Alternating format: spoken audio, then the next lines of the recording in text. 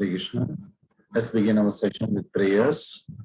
Namo Vishnu Padaya Krishna Preshnaya Bhutale Srimate Bhakti Vedanta Swamin Iti Namini Namaste Saraswate Deve Gauravani Pracharine Nirvishesha Shunyavadi Paschatya Deshatarine Jai Shri Krishna Chaitanya Prabhu Nityananda Shri Advaita Gadadhara Srivasadi Gaura Bhakta Vrinda Hare Krishna Krishna Krishna Hare Hare Hare Rama Rama Rama Hare Hare Hare Krishna Krishna Krishna Hare Hare Hare Rama Rama Hare Hare Hare Krishna Krishna Krishna Hare Hare Hare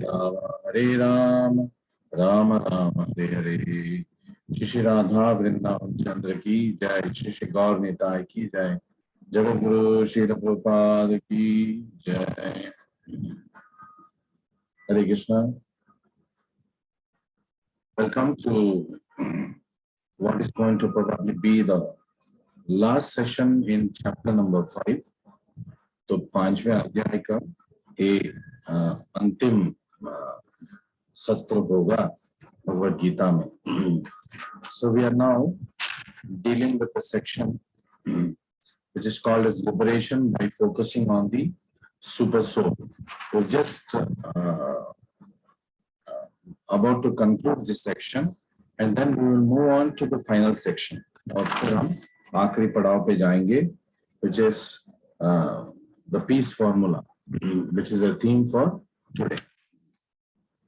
So last class I stopped at a point where I said a very interesting question was asked. I was not able to take that question in the session. The question was, somebody asked me, Prabhu ji, हमारे अंदर बहुत सारे temptations आता रहता है. A lot of temptations keep creeping in our mind. So does it mean that we are not progressing spiritually? क्या इसका मतलब ये है कि हम आध्यात्मिक प्रगति नहीं कर रहे? पहले तो हमें समझना चाहिए, test of spirituality is not absence of temptation. Temptation तो आता रहेगा, टेम्पटेशन में भारी चीज है, वो रुकेगा नहीं. कलयुग में और खासतौर पे भौतिक जगत में ये तो रुकने वाला नहीं है. तो temptations are going to come. What is the test of spirituality? Test of spirituality is how persistent you will be amidst temptation. ऐसे नहीं है कि इच्छा नहीं आएगा या भारी आकर्षण नहीं आएगा, लेकिन उस परिस्थिति में आप कितना आध्यात्मिक मतलब पथ पे दृढ़ रहेंगे, ये टेस्ट ऑफ स्पिरिचुअलिटी है. So the greatest power is not the one that we have over others. तो दूसरों के ऊपर नियंत्रण करना वो greatest power नहीं है. The greatest power is the power to be able to control our own self. तो सबसे बड़ा शक्ति जो है वो अपने आप को नियंत्रण में रखना, अपने मन को, अपने इंद्रियों को, अपनी बुद्धि को, अपने अहंकार को नियंत्रण में रखना, ये सबसे बड़ा शक्ति होता है. Sex is a bodily function, and but you should not let it become a mental obsession. तो मैथुन एक देह का या कुछ स्तर पे मानसिक रिक्वायरमेंट भी है, लेकिन उसको हम हमारे मतलब ऑब्सेशन बना लेंगे तो हर वक्त वही सोचते रहेंगे, तो ये ठीक नहीं है. So victory cannot be just by courageous fighting. तो जय केवल वीरता से युद्ध लड़ने को ही नहीं कहते. कौन सा युद्ध लड़ना है, कौन सा युद्ध नहीं लड़ना है, ये to be able to differentiate this and not to fight those wars that are not required to be fought, that is also a sign of courage. Courage is not jumping into battle every time there is a call. तो वीरता ये नहीं है कि शूरता ये नहीं है कि शेर के मुंह में हम हाथ डालने पहुंच जाए. That is not called as वीरता, वो तो फूलिशनेस है. लेकिन जब शेर सामने आएगा तब उसको टैकल करने की जो स्ट्रेंथ होना चाहिए, मेंटल स्ट्रेंथ होना चाहिए और फिजिकल स्ट्रेंथ होना चाहिए, that is called as courage. And tolerance means withstanding the presence without succumbing to the influence. भगवान श्री कृष्ण ने दूसरे अध्याय में 14 श्लोका में उन्होंने बताया ताम तितिक्षस्व भारत. तो आते आते रहेंगे, जाते रहेंगे, भौतिक परिस्थितियां, भौतिक जो डिस्ट्रैक्शंस है वो आते रहेंगे, जाते रहेंगे. ताम तितिक्षस्व भारत. तितिक्षवा means to tolerate. So temptations है लेकिन उसके बीच में हम अपने आप को नियंत्रण में रख रहे हैं. This is tolerance. एंड आपको समझना चाहिए कि मटेरियलिज्म, भौतिक जो दृष्टिकोण है, वो केवल पाने की इच्छा रखता है. तो it wants to keep just the person just wants to keep gaining things. He goes after material possessions. Whereas spirituality centers in regaining our constitutional position. The materialism is concentrating on gaining things, whereas spirituality concentrates on regaining our constitutional position. हमारे आध्यात्मिक सांविधानिक जो स्थिति है उसको, उसके मतलब तरफ हमें आगे बढ़ना, ये स्पिरिचुअलिटी का मुख्य उद्देश्य है. So we must not let the small picture blind us from the big picture. तो ये भौतिक जो जीवन है ये एक विंडो है, एक स्मॉल पिक्चर है. तो इसमें तो हम हैं अभी, तो इसको निभाते हुए हमें जाना है आगे, क्योंकि we can use these things, the material things, and spiritualize it and utilize it for our spiritual progress. तो हम अपने आध्यात्मिक प्रगति के लिए भौतिक चीजों को भी उपयोग कर सकते हैं. जैसे कि हम कंप्यूटर यूज कर रहे हैं, आप में से कोई अभी मोबाइल यूज कर रहा है, एप्लीकेशंस यूज कर रहे हैं इस सेशन को सुनने के लिए. तो we can utilize the material things. What is this being utilized for now? For listening to Bhagavad Gita class. I am utilizing it to transmit the Bhagavad Gita class. So it has become spiritualized. We have Krishnized the material things.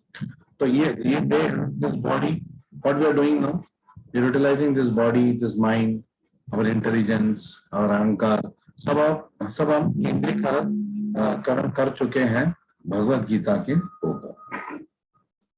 So having said this, we will move ahead.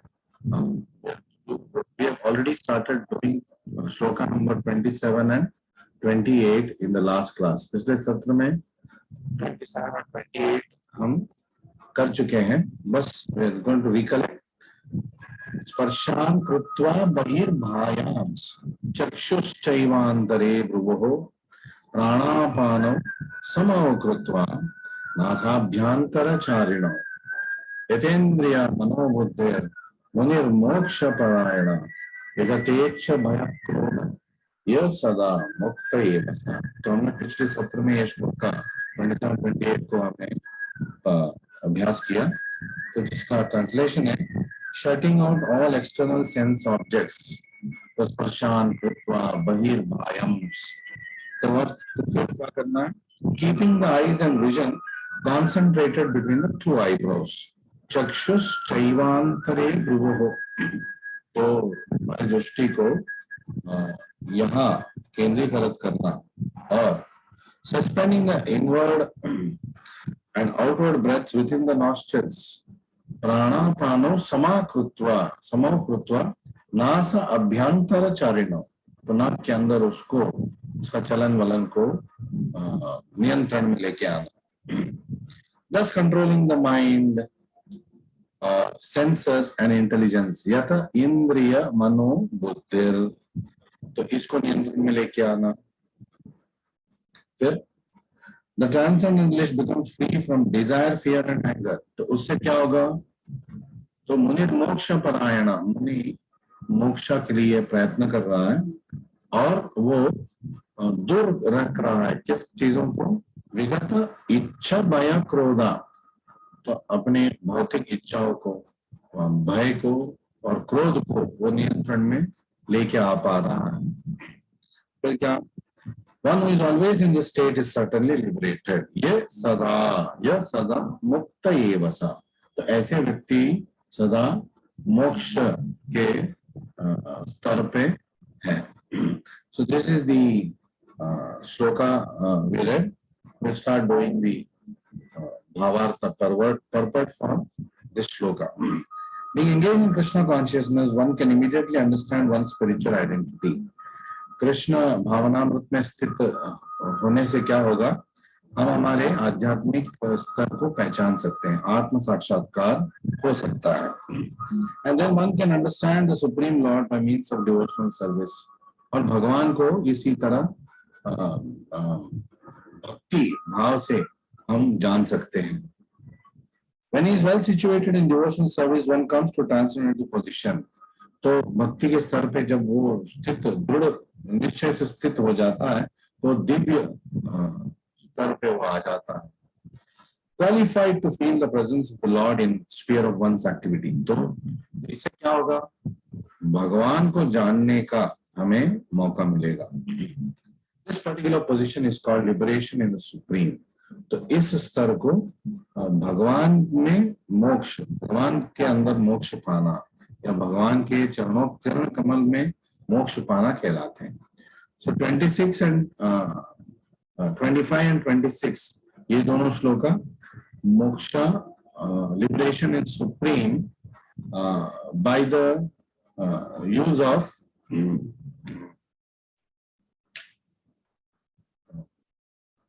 I just forgot. We'll go further. Whereas 27 and 28, I'm not able to recollect that word. 27 and 28 talks about liberation in the Supreme by means of Ashtanga Yoga. Whereas 25 and 26 talks about liberation in the Supreme by meditating on Super Soul. परमात्मा के ऊपर ध्यान करते हुए कैसे मोक्ष को पाना है, भगवान के चरण कमल को कैसे पाना है, ये 25-26 श्लोक में हमने पढ़ा। तो 27-28 में हमें कृष्ण अष्टांग योग के द्वारा कैसे भगवान की चरण कमल तक हम पहुंच के मोक्ष को प्राप्ति कर सकते हैं, ये उन्होंने बताया। Sometimes there is a brain fade, suddenly we forget the word. It happens, it's one of the characteristic features of Kali Yuga. Manda buddhi, manda bhagya, mandas manda mataya. So after explaining the above principles of liberation in the Supreme, the Lord gives instruction to Arjuna as to how one can come to that position, a practice of mysticism or yoga known as Ashtanga Yoga. तो ये दोनों श्लोक अष्टांग योग के द्वारा तो श्वास को नियंत्रण करते हुए, प्राणायाम करते हुए और अन्य गतिविधियों से कैसे हम मोक्ष की प्राप्ति कर सकते हैं, ये बता रहा हूं। तो अष्टांग योग में अष्ट अंग योगा, तो इसमें 8 स्तर है। क्या है ये 8 स्तर? यम, नियम, आसन, प्राणायाम, प्रत्याहार, धारण, ध्यान और समाधि। तो अंतिम स्तर है समाधि, मतलब पूर्ण तरीके से कृष्ण भावनामृत स्थिति में रहना। तो अष्टांग योग में ये पूरे मतलब ऐसे सीढ़ी चढ़ के जाना पड़ता है, यम, नियम, आसन, प्राणायाम, प्रत्याहार, धारण, ध्यान, फिर समाधि। तो अंत में वो भी कृष्ण भावनामृत स्तर पे आता है ये योगी। लेकिन हमारे लिए हम भक्ति योग में प्रवेश कर चुके हैं डायरेक्टली, तो we already are in the platform of Krishna consciousness. Krishna भावनामृत के स्तर पर हम ऑलरेडी है। वरना अष्टांग योग में पता नहीं कितने साल लग जाएंगे या कितने जन्म लग जाएंगे भगवान को समझना। So in the 6th chapter, the subject of yoga is explicitly detailed. तो छठे अध्याय में तो योगा के बारे में और विस्तार में कृष्ण बात करते हैं। तो ये 5वां अध्याय में कृष्ण सुपरफिशियली बात कर रहे हैं। Krishna is talking about various yogas superficially, whereas in the next chapter Krishna is going to talk about deeply Sankhya Yoga, the analytical study of various types of yoga. One has to drive out the senses such as sound, touch, form, taste, smell by pratyahara process. तो प्रत्याहारा का मतलब है इंद्रियों को वश में रखना. Then keep the vision of the eyes between the two eyebrows and concentrate on the tip of the nose with half closed lids. तो ध्यान में बैठना कैसे? दोनों आंखों को पूर्ण तरीके से बंद नहीं करना है. पूर्ण तरीके से बंद करेंगे तो सो जाएंगे, और ये प्रॉपर्ट में बताते हैं. और पूर्ण तरीके से खुले भी नहीं रखना है. You have to not keep it open also fully. Why? Because then we'll get distracted by the external things. So it has to be closed only in such a way that your concentration of vision is in the tips of the eyebrows and at the tip of the nose, in the center of the eyebrow and the tip of the nose. तो नासिक के अग्र पे आपका ध्यान रखना चाहिए, आपका दृष्टि वहीं पे रखना चाहिए. So the breathing movement is restrained within the nostrils by neutralizing the up and down moving air within the body. और हमारे श्वास को हम नियंत्रण में रखते हैं नासाभ्यंतर चारिणो, तो प्राणापानो समे कृत्वा, to control the outward and inward breath and keep it within the nostrils. Practice of such yoga, one is able to gain control over the senses. तो इस योग के अभ्यास से पहले वो इंद्रियों के ऊपर नियंत्रण पाएगा. And he is refrained from outward sense objects. बाहरी चीजों से वो डिस्ट्रैक्ट नहीं होगा क्योंकि ध्यान रख रहा है वो. और and thus prepare oneself for liberation supreme. और इसके बाद वो तैयारी कर सकता है भगवान के ध्यान करते हुए भगवान के चरण कमलों में मोक्ष प्राप्त करने का. लेकिन हम देख रहे हैं कितना मुश्किल है ये अभ्यास अष्टांग yoga. That's why this is the only shloka that Krishna talks about Ashtanga Yoga. In the Sankhya also he'll explain, but he doesn't recommend practice of Ashtanga Yoga. He and Prabhupada in his purports, they recommend practice of Bhakti Yoga, which is a direct entry to Krishna consciousness. तो सीधे सीधे हम कृष्ण भावना स्थिति में आ जाएंगे भक्ति योग के द्वारा. और आसान तरीका है कैसा भक्ति योग में प्रवेश करना. हरे कृष्ण कृष्ण कृष्ण हरे हरे, हरे राम राम राम हरे हरे. केवल महामंत्र के जपा करने से हम कृष्ण भगवान को प्राप्त कर सकते हैं, मोक्ष को प्राप्त कर सकते हैं. सबसे ऊंचे स्तर वाला मोक्ष भगवान की चरण कमल की मतलब अंदर हमें मतलब to become completely engrossed in the lotus feet of the Lord and serving lotus feet of the Lord and his companions.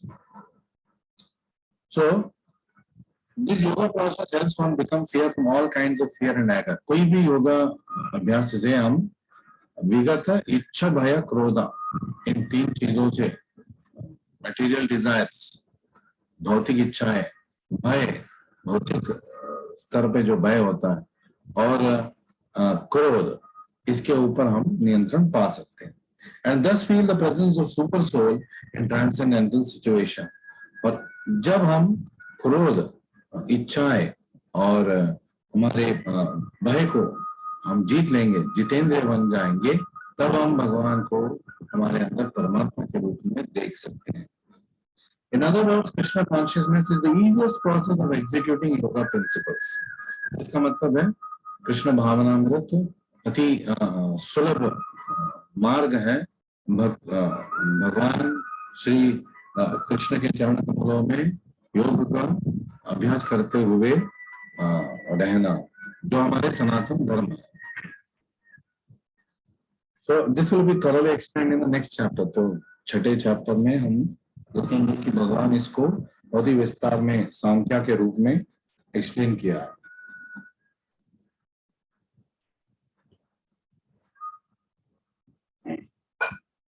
A Krishna conscious person, however, being always engaged in devotional service, does not risk losing his senses to some other engagement. तो अष्टांग योग में आंख को पूर्ण खुला भी नहीं रखना है, बंद भी नहीं रखना है, और ध्यान रखना है, नासिकाग्र पे और आईब्रोज कंसंट्रेट करना है, और थोड़ा भी डिस्ट्रैक्शन हो जाएगा तो उस प्रैक्टिस का वही का वही तो खेल खत्म हो जाएगा. But in Krishna consciousness, Krishna भावनामृत में क्या है, ऐसा कोई डिस्ट्रैक्शंस की गुंजाइश है नहीं, क्योंकि भगवान का नाम हम ले रहे हैं तो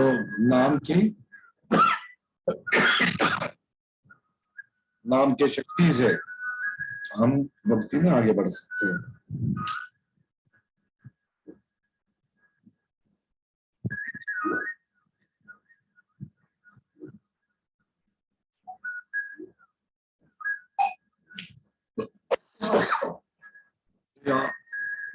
जी बोलते हैं this is a better way of controlling the senses than by the Ashtanga yoga. Just give me 1 minute. I'll recover.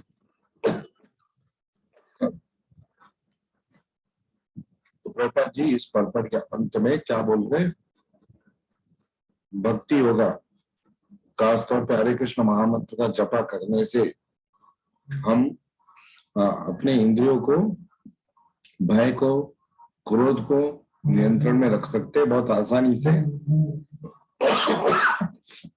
than through the process of Ashtanga yoga. So finally we move to the final shloka of this chapter. So this shloka is a very important shloka. It's called as the peace formula. जो इतने सारे लड़ाइयाँ, युद्ध हमारे आसपास हम देख रहे हैं, तो दुनिया के स्तर में देख रहे हैं, तो उसका निवारण होना है, तो मतलब शांति, असली शांति हमें पाना है, तो ये पीस फॉर्मूला हर व्यक्ति को जानना चाहिए. तो क्या है ये piece formula? I'll display it for you. We are doing the last shloka, that is shloka number 29. भोक्तारं यज्ञ तपसां सर्वलोका महेश्वरं सुहृदं सर्वभूतानां नात्वा मां शांतिं रक्षति. ये 3 चीज जानने से, ये 3 चीज पहचानने से तो शांति रक्षति, तो व्यक्ति की जिंदगी में और दुनिया के स्तर में हम शांति को देख सकते हैं. क्या है ये 3 चीज?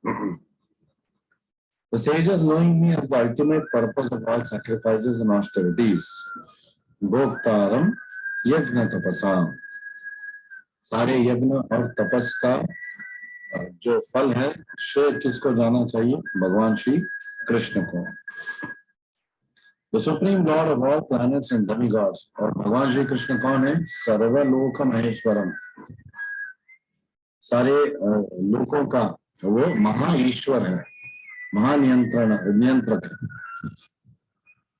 And the benefactor and well-wisher of all living entities. सुहृदं सर्वभूतानां, मतलब हर जीव जंतु का, केवल मानव का नहीं, केवल भक्तों का नहीं, हर जीव जंतु का सुहृदा. सुहृदा मतलब संस्कृत में फ्रेंड के लिए अनेक शब्द हैं, और ये जो सुहृद है वो ऐसे व्यक्ति को बोलते हैं जो हमारा सदैव हित ही सोचता है, is always thinking good for us. Attain peace from the pangs of material miseries. नात्मा मां शांति रक्षति. ये जानने से शांति को हम पा सकते हैं. हरे कृष्ण कृष्ण कृष्ण हरे Krishna. Lord, excuse me, tolerate because of my very bad throat, but we will continue. We'll try to persist and finish. So we will do the purport bhavartha of the 5th chapter, last shloka now. The condition shows within the clutches of illusory energy are all anxious to attain peace in this material world. जो बद्धजीवी है इस भौतिक जगत में, सारे जीवी शांति के खोज में हैं. सब लोग शांति से रहना चाहते हैं. But they do not know the formula for peace. लेकिन शांति क्यों नहीं है? क्योंकि उनको शांति का जो फॉर्मूला है वो पता ही नहीं है. The greatest peace formula is simply this. तो सबसे बड़ा पीस फॉर्मूला तो ये श्लोक हमें दर्शा रहा है. क्या है? Krishna is the beneficiary in all human activities. मानव कल्याण के जो भी कार्य है उसमें आखिरी में बेनिफिशियरी कौन है? भगवान श्री कृष्णा ही है. Men should offer everything to the transcendental service of the Lord. तो मानव जो भी कुछ है और जो भी कुछ वो करना चाहता है वो भगवान श्री कृष्ण को अर्पित करके करना चाहिए. Krishna is the proprietor of all planets and demigods thereon. तो सर्वलोक महेश्वरम, भगवान श्री कृष्ण सारे लोकों का महेश्वर है और वो देवताओं का भी नियंत्रण करते हैं. No one is greater than he and no one is equal to him. Asma और ऊर्ध्वा.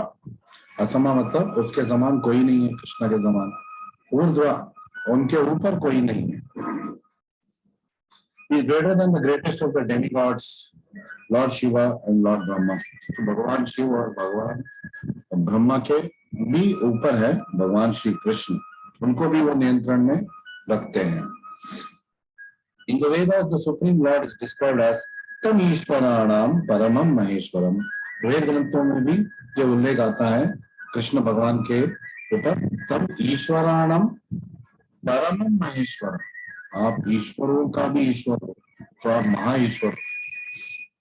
ब्रह्मा और शिव भौतिक जगत के ईश्वर है.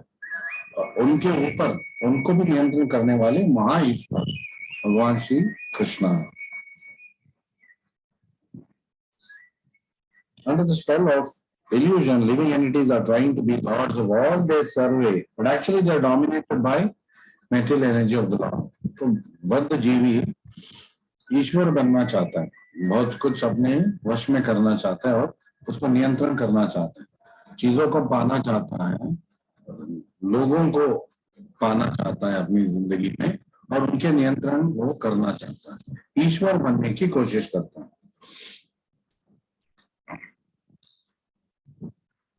लेकिन उनके ऊपर असर किसका हो रहा है? माया शक्ति का असर हो रहा है. The Lord is the master of material nature. लेकिन भगवान इस माया का भी नियंत्रक है. Unless one understands these bare facts, it is not possible to achieve peace in the world either individually or collectively.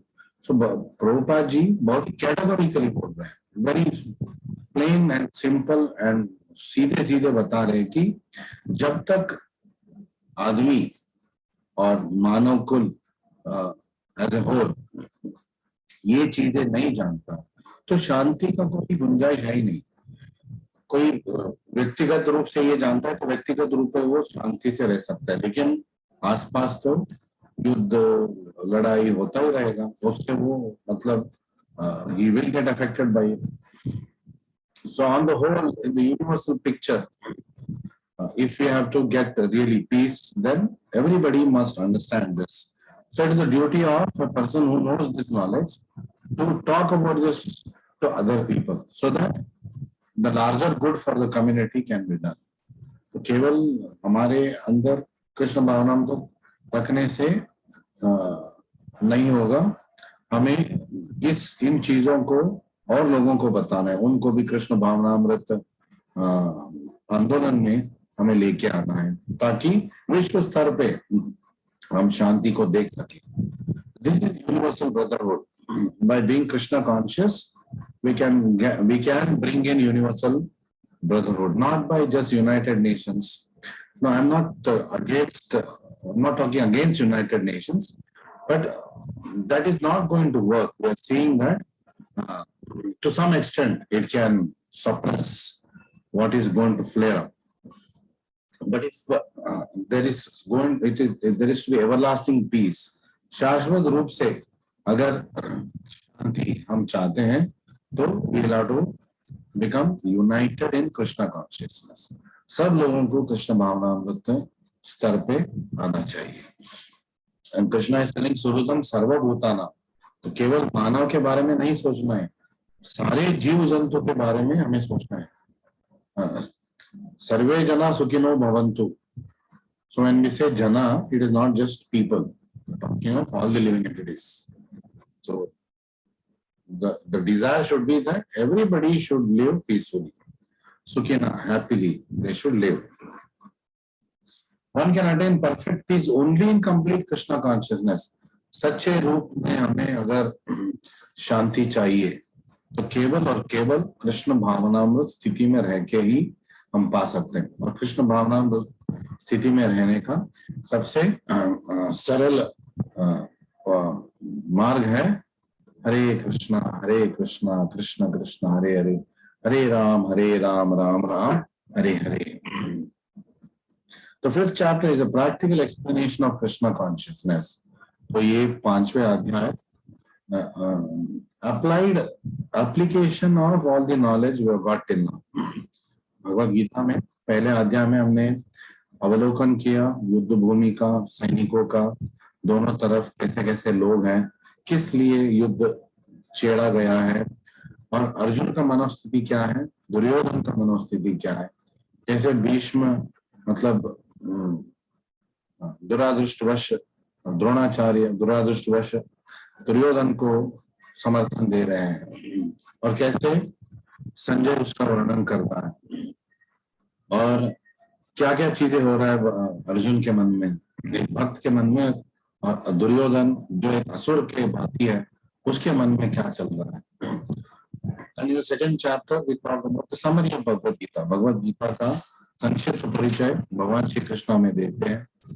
तीसरे अध्याय में we talked about कर्म yoga. Theoretically we talked about it. तो हमने कर्म योग के बारे में बात किया in terms of knowledge.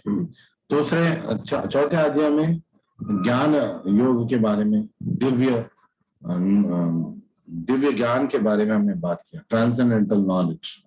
तो पांचवें अध्याय में कर्म योगा, ट्रांसेंडेंटल नॉलेज, उनका नॉलेज और एक्शन मिल जाते हैं. Knowledge of action and the principles behind the action जब हमें पता चल जाता है, उसको प्रैक्टिकली जब हम अप्लाई करते हैं, वो पांचवें अध्याय में हमें देखने को मिला. That is practical applications of Karma Yoga. So Karma Yoga, action in Krishna consciousness. That is the name of the chapter given by Srila Prabhupada. Prabhupada जी इस अध्याय को कर्म योगा, कृष्ण भावनामृत में कार्य करना, ऐसे उनका शीर्षक दे दिया था. To work in Krishna consciousness is to work with complete knowledge of the Lord as predominator. Krishna भावनामृत में काम करना, कार्य करना मतलब ये समझना सर्वलोक महेश्वरम, ईश्वर परम कृष्ण, तम ईश्वराण परमम महेश्वरम. कौन है? कृष्णा है, ये जानना. Such work is not different from transcendental knowledge. तो ये कार्य दिव्य ज्ञान से अलग नहीं है.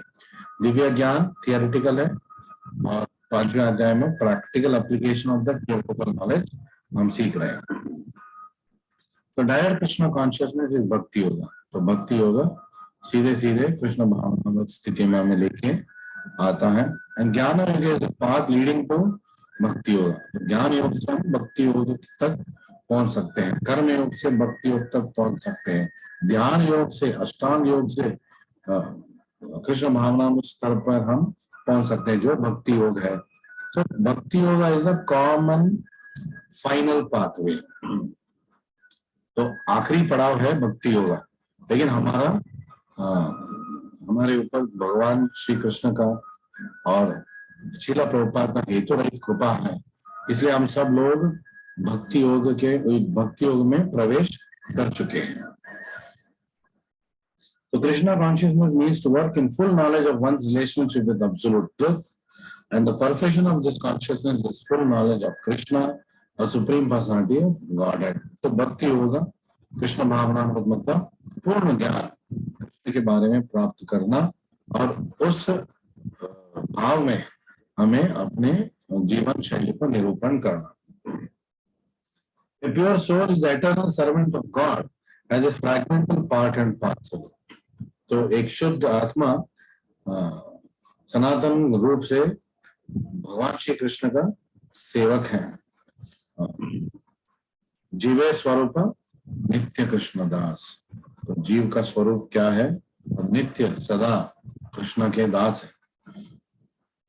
When a jiva comes in contact with Maya, due to desire to lord it over Maya, that is the cause of his many sufferings. तो पिछले कुछ श्लोक पहले भी हमने cause of suffering हमने पढ़ा था और यही बात प्रभुपाद जी ने बताया था वहां पे. So the purport of the last shloka of a chapter in Bhagavad Gita given by Prabhupada is usually the summary of the entire chapter. तो पूरे अध्याय को वो संक्षिप्त में प्रेजेंट करते हैं प्रभुपाद फाइनल पर्पट में. तो हमारे जो दुख और कठिन परिस्थिति का कारण क्या है? क्योंकि हम कृष्ण को भूल गए. कृष्ण भूलिया और जीवन भोग वांछा करे और अपने लिए हम भोग की आशा किया. लेकिन भोक्तारम कौन है?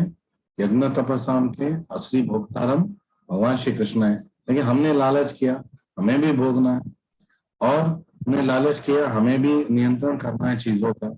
हमने लालच किया मैं भी लोगों की मदद करना चाहता हूँ. मैं अपने आप खुद अपने आप का मदद कर सकता हूँ. मैं अपने पैरों के ऊपर खड़े होकर दिखाऊंगा. मुझे किसी की जरूरत नहीं है. भगवान की भी जरूरत नहीं है. ये सोच के इस मनोस्थिति में माया ने क्या किया? पता चलते ही पाशाते माया झपटिया धरे. तो पता चलते वो तुरंत हमें भौतिक जगत में ट्रांसफर कर दिया. यहाँ आध्यात्मिक जगत में आप ये सब नहीं कर सकते. ये संवैधानिक स्थिति नहीं है. आपको ट्राई करना है. जो होगा नहीं लेकिन आपको ट्राई करना है. तो यहाँ एक लोग है भौतिक लोग वहां पे आप आके ट्राई कीजिए प्रयत्न कीजिए ताकि आप अपने आप देख सके कि होगा कि नहीं. As long as in contact with matter, he has to execute work in terms of material necessities. तो जब तक वो भौतिक जगत में है भौतिक चीजों में के इर्द गिर्द है तो उसको कार्य करते रहना है. भौतिक जगत में एक चक्र से बन जाएगा. संस्कृति उसको बोलते हैं. तो भौतिक जगत में वो रहता जाएगा जब जहां तक भौतिक मानसिकता उसके अंदर है. as long as he has material consciousness of materialism, then he will continue to stay in the material world. Krishna consciousness, however, brings one into spiritual life. Krishna भावनामृत हमें भौतिक मानसिकता से आध्यात्मिक स्वरूप में लेके आता है. Even while one is in the jurisdiction of matter, इस भौतिक जगत में रहते हुए भी हम मोक्ष के द्वार पे और मोक्ष के प्राप्ति कर सकते हैं. For it is an arousing of the spiritual existence by practice in the material world. तो ये कृष्ण भावनामृत जो आंदोलन है हमें अभ्यास करा रहा है कि हमें कैसे अपने जीवन को निरूपण करना है. अपने आप को कैसे अलाइन करना है कृष्णा के इन तीन चीजों को फुलफिल करने के लिए. भोक्तारम तपसा सर्वलोक महेश्वरम सुहृदम सर्वभूतानां. बहुत सारे लोग चैरिटी करना चाहते हैं तो मतलब उसमें भी ईश्वर भाव है. मैं लोगों की मदद करना चाहता हूँ. मेरी वजह से ये हुआ. मैंने दान दिया तो ये हुआ. मैंने ये कंबल दिया तो ये हुआ. लेकिन उनको दिया कौन? जो दे रहा है उसको कौन दे रहा है? ये लोग भूल गए हैं. So finally everything is given by Krishna only. सब कुछ कृष्णा ही देता है. So everything depends on practical performance of duties in an effort to control the senses and conquer the influence of desire and danger, anger. तो कृष्ण भावनामृत में गतिविधियां जब हम अभ्यास करेंगे तो धीरे धीरे हम भौतिक मानसिकता से दूर जाएंगे। Attaining Krishna consciousness by controlling the above-mentioned passions, one remains factually in transcendental knowledge, transcendental stage और ब्रह्म निर्वाणा। तो पिछले कुछ श्लोक से पहले हमने पढ़ा था ब्रह्म निर्वाण अधिगच्छति। तो बहुत सारे मार्ग हैं जो फाइनली ब्रह्म निर्वाणा तक पहुंचा सकता है, जो कृष्ण भावनामृत स्थिति है। लेकिन कृष्ण भावनामृत स्थिति में जो ऑलरेडी पहुंच चुका है, हरे कृष्ण महामंत्र जपा करने से, भक्तों से मिलने से, मंदिर जाने से और कृष्ण भावनामृत आंदोलन में जुड़े रहने से, तो is already in the stage of Brahma nirvana. Already got it, ब्रह्म निर्वाणा को वो पा चुके हैं। एक अभ्यास कर रहे हैं ताकि वो जब गोलोक धाम वापस जाएंगे इस देह के बाद, तो without any distraction he can serve the Lord. The eightfold yoga mysticism is automatically practiced in Krishna consciousness. तो जो अष्ट अंग का जो स्तर थे, उसको अभ्यास करने से जो स्थिति कृष्ण भावनामृत आएगा अष्टांग योगी को, वो स्थिति में हम ऑलरेडी है भगवान की कृपा से और श्री गुरु के, तो श्रील प्रभुपाद के अहेतु की हेतु रहित कृपा से। There is a gradual process of elevation in the practice of yama, niyama, asana, pratyahara, dharana, dhyana, pranayama, and samadhi. तो 8 स्तर पे जाते जाते समाधि तक पहुंचना अष्टांग योग का सिद्धि है। लेकिन उस स्थिति में हम हरे कृष्ण महामंत्र जपा करते करते ऑलरेडी उस स्थिति में है, लेकिन इस स्तर पे हमें और दूर जाना है, दृढ़ हो जाना है हमारा संकल्प। But these only preface perfection or devotional service, which alone can reward peace to the human being. तो इस स्थिति को हमें बरकरार रखना है, दृढ़ता पे हमें यहाँ पे रहना है। तो हमें कृष्ण भावनामृत में कृष्ण भगवान की गुरु की सेवा करना है और हमेशा हरे कृष्ण महामंत्र जपा करना है। This is the highest perfection of life. Gopa ji end कर रहे इस पर्पट को।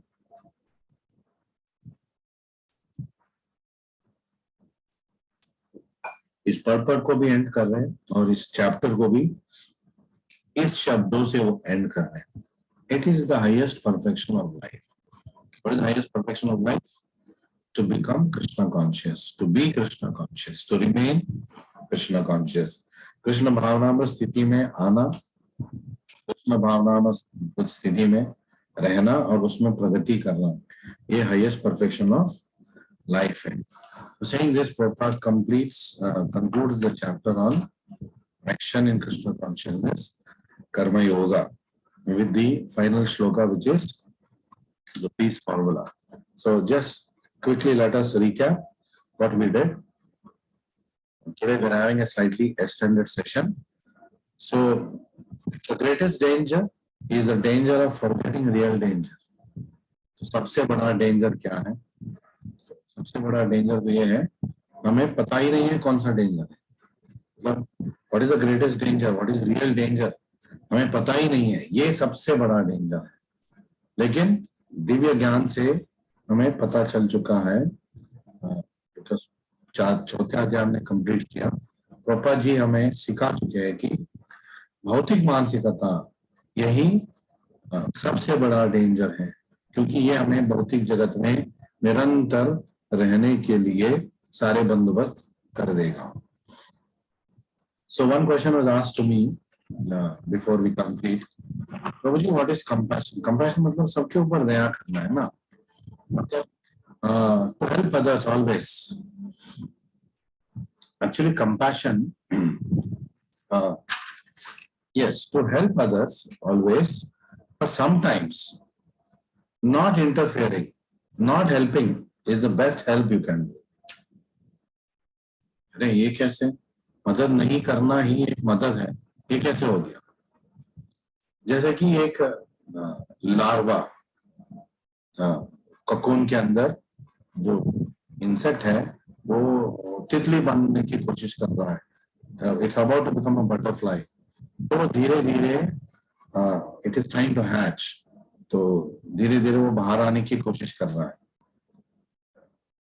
तो इस परिस्थिति में जो वो स्ट्रगल पे जो the struggle that it is going through, struggle से वो गुजर रहा है, तो उस स्ट्रगल से क्या हो रहा है, उसका जो विंग्स है वो फॉर्म हो रहा है और वो मजबूत हो रहा है ताकि तितली बाहर आते ही उड़ जाए। लेकिन अगर किसी ने इसमें छेड़छाड़ कर दिया, कोई देख रहा है तितली बाहर आना चाहता है, मैं मदद करूंगा बोल के उस सबको निकाल देगा वो, तो अभी उसने क्या किया, उस तितली के जो पंख है उसको पूर्ण तरीके से फॉर्म करने वो नहीं दिया, और उसमें जो शक्ति आने वाला था इस स्ट्रगल से, उससे उसने वंचित कर दिया। तो इसके परिणाम क्या होगा?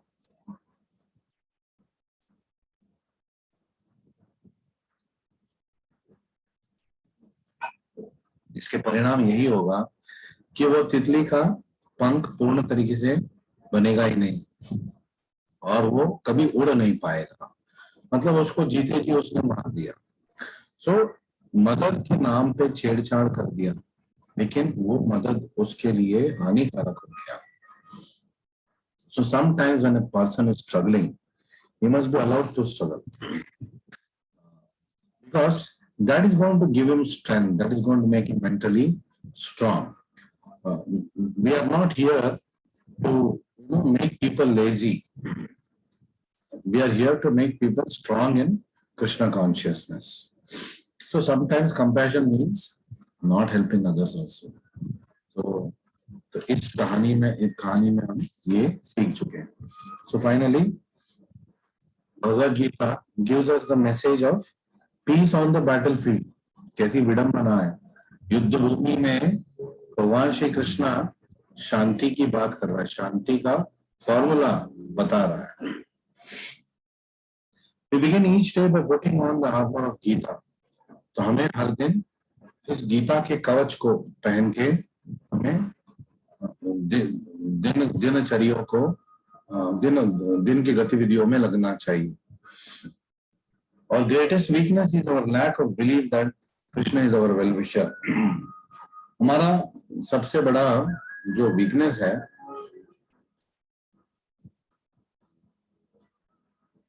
पूर्ण तरीके से ये नहीं मानना कि कृष्ण हमारा सुहृद है, हमारा वेलविशर है। हमारी जिंदगी में जो बुरे दिन आ रहे, अच्छे दिन आ रहे, वो सब कृष्ण को पता है, फॉलो कर रहा है। And he wants us to grow like the butterfly that is struggling to come out. By that struggle, the wings will form and the wings will become strong, so that we can, when we come out of this materialism, can quickly fly away to the material, to the spiritual world. तो भौतिक स्तर से आध्यात्मिक स्तर पे जब हमें जाना है तो हमें स्ट्रांग बन के जाना है, ताकि हम वापस भौतिक मानसिकता के ऊपर नहीं आए हमारा। So the best way to control our thoughts is to direct them towards one who is always in control. तो हमारे सारे सोच को हमें कृष्ण के ऊपर लगाना चाहिए, जो सारे सोच का नियंत्रक भी है। He is also the controller of our mind and our thoughts. तो सारे आप अपना सोच, अपना जो मन का जो एक्सरसाइज है आप कृष्ण के ऊपर लगाइए। तो हमारा जो गाड़ी है उसका फ्यूल टैंक प्रेम वाला फ्यूल टैंक है, उसमें हमें भक्ति भरना है।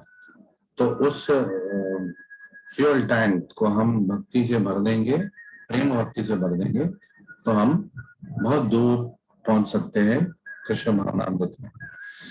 So life may not always be logical. तो जिंदगी हमेशा लॉजिक से नहीं चलेगा। तो to understand life we must be theological also. केवल जैसे कि विज्ञानी बोलते हैं we are going to try to find out the origin of the universe by the cause and effect system. तो ये लॉजिक वाला बात है, पर सब कुछ लॉजिक से नहीं चलेगा। तो इसलिए हमें थियोलॉजी भी चाहिए। सो जब तक हम भगवत गीता का अध्ययन नहीं करेंगे, जो हमारे वेद ग्रंथ है उसका अध्ययन नहीं करेंगे, पूर्ण तरीके से हम इस दुनिया के बारे में जान नहीं पाएंगे। So Krishna is the supreme enjoyer and the best source of enjoyment. Krishna सबसे बड़ा मतलब एंजॉयर है, और उसके शरण में जाने से हम भी उसी मात्रा में उसी क्वालिटी का एंजॉयमेंट हम पा सकते हैं। जब मास्टर एंजॉय कर रहा है तो जाहिर है उनका सेवक भी एंजॉय कर रहे हैं। So Krishna's ways may seemingly not always be pleasant, but they're always benevolent. ये मैंने पहले भी बोल दिया है कि तो हमें लगता है अरे तो फिर हमारे जिंदगी में इतना दुख क्यों है, कृष्ण भगवान ऐसा दुख हमारी जिंदगी में मतलब आने क्यों दे रहा है। आप जरा सोचिए, पांडव के जिंदगी में क्या क्या नहीं हुआ। जब कुंती महारानी प्रार्थना कर रही है तो बोल रही है, विशान महाग्ने पुरुषाद दर्शनात् असत सभाय वनवास कृच्छ्रुतः मृदे मृदे अनेक महारथाश्रुतो द्रौणी अष्टतश्चास्म हरे भी रक्षितः। तो हमारी जिंदगी में क्या क्या नहीं आया, तो कुंती महारानी रिकलेक्ट कर रही है कि विशान मतलब मेरे बच्चों को विष दिया गया, खासतौर पे भीम को दुर्योधन ने दिलवाया था जब वो बच्चे थे। महाग्नि हमें अग्नि से जलाने की कोशिश किया लाख घर में। फिर पुरुषार्थ दर्शन, तो हमें हिडिंबासुर जैसे राक्षस को फेस करने पड़ा जो नरभक्षक था, उससे भी हम पार हो गए।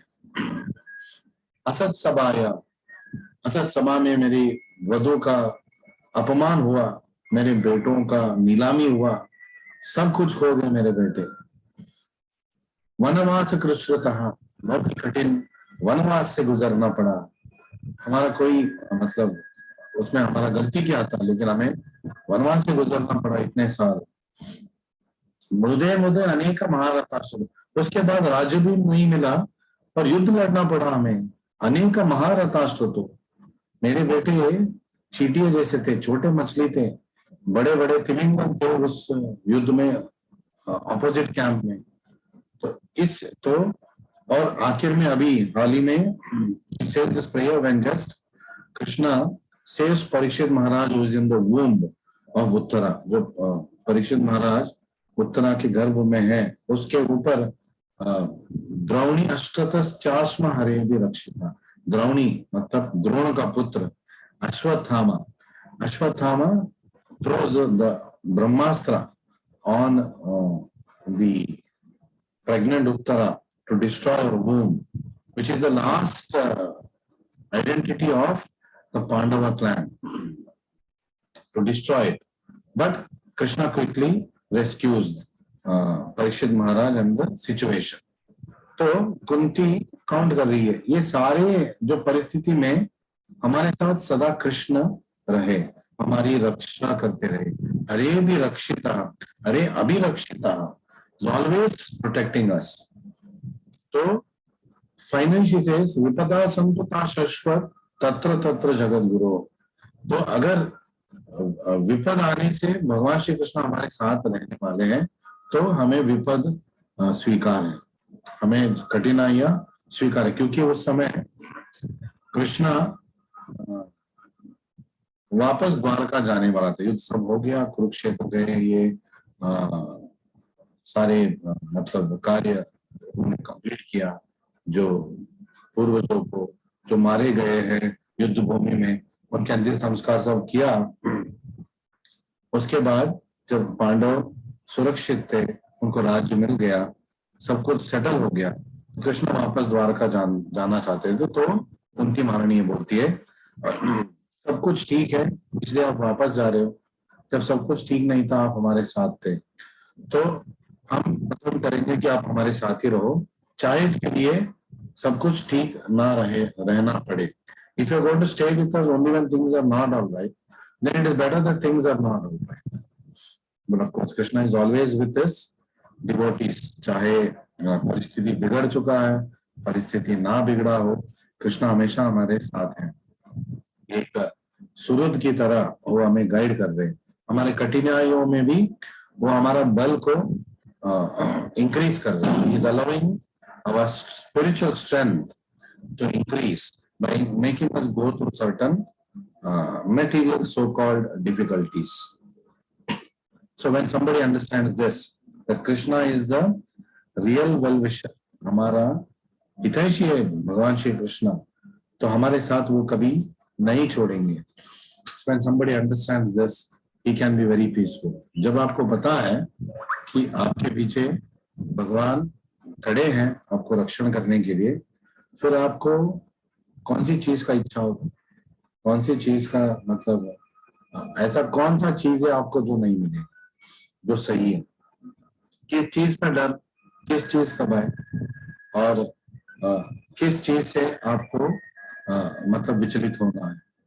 सो वी कैन, और क्रोध आएगा नहीं क्योंकि हमें पता है सब कुछ भगवान श्री कृष्ण के आश्रय में चल रहा है. क्रोध कब आता है? जब कोई इच्छा हमारा पूर्ण नहीं हो रहा है, तब क्रोध आता है. जब हमें पता है अगर मेरा इच्छा पूर्ण नहीं हो रहा है तो उसके पीछे भगवान का संकल्प है, तो वो कुछ मुझे सिखाना चाहते हैं. जब इस मनोस्थिति में हम पहुंचेंगे तो कभी भी हम विचलित नहीं होंगे, तो हमेशा सुखी और शांति युक्त हम रहेंगे. और जब सारे लोग इसी स्थिति में पहुंच जाएंगे, पूर्ण विश्व सुखमय हो जाएगा, शांतिमय हो जाएगा. So having said this, I will give an end to this particular discussion. So thank you very much for joining me. So in the next session, we will try to do an overview of Bhagavad Gita again. And then after that, we will do an overview of chapter 6 and then begin chapter 6 like we always do. So, Hare Krishna, Krishna Krishna, Hare Hare, Hare Ram, Ram Ram, Hare Hare.